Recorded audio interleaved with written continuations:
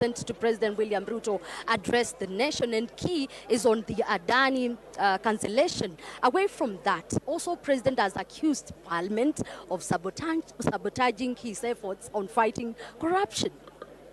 First of all, I must say it was a good sort of the nation address, because the President has talked about many issues that have been in the public domain.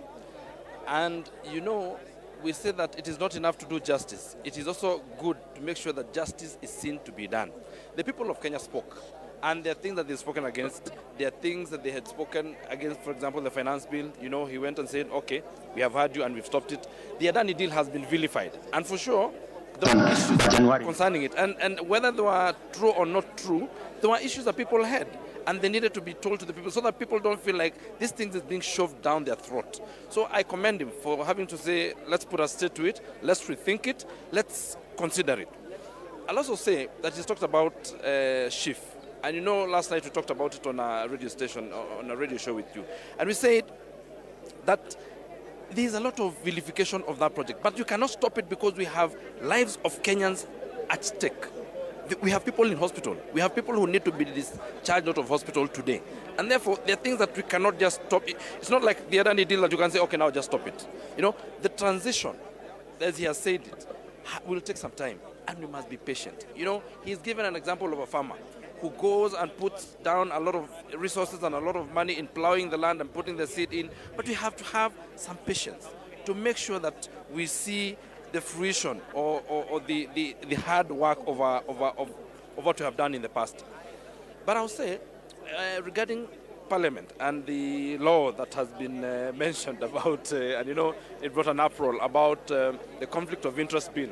We have all interest of making sure that we pass that bill. It is a government bill. It is going to be laid on the table by the majority leader. You have heard that we are coming on Monday. So we increase the days that we are going to be working this coming week.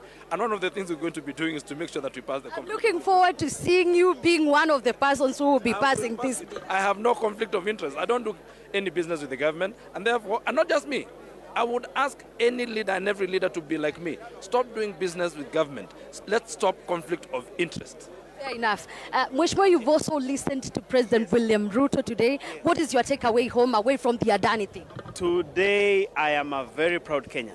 First of all, the President has touched all areas, very important sectors of education, healthcare, matters that have been affecting many Kenyans. So today, at least, the President has been able to elaborate further on the plans and the deeper planning that the sector of healthcare sector is going to cover. Also on the issue of security, gender-based violence, and above all is the Adani deal. You know, this is a matter that many Kenyans have been asking as to whether the president is, the government is making the right decision. But because of the concerns made by Kenyans and the international community, today the president has pronounced himself, and I think that now the country is steered. The question of employment to the young people, he's spoken of exporting labor. I know this is something which has been happening, but also Kenyans want to see employment being created in this nation.